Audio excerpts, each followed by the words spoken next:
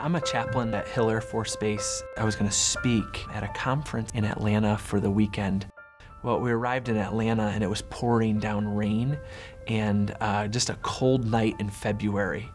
And my friends came, they had a minivan, we hopped into the minivan. And all of a sudden we see some brake lights ahead that were flashing ahead of us, and so we slowed down. And we look off to the right-hand side and there's a SUV that's flipped over, must have hit the guardrail and flipped. So we pull off to the side and hop out into the pouring rain.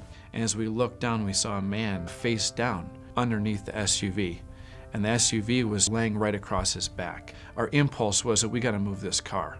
And when you're in a shocking situation like this, I mean, your reasoning really defies all logic. I mean, how are four men gonna pick this car up? But we just got on this thing and it was like a unified effort to try to see if we could move it or lift it or rock it just enough to get this man out. And we all pushed on the count of 3.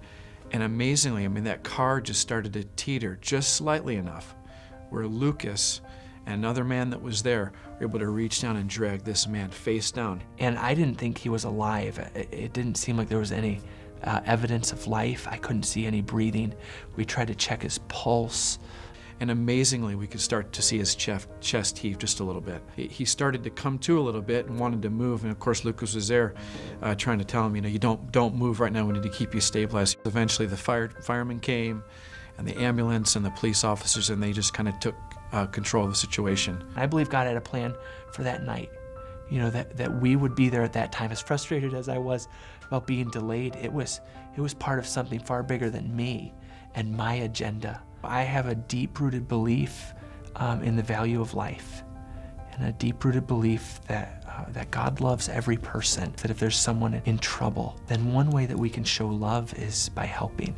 I saw leadership and a confidence in the face of death exhibited on that day through Lucas's life, and I think he helped lead us all to be able to do the right thing.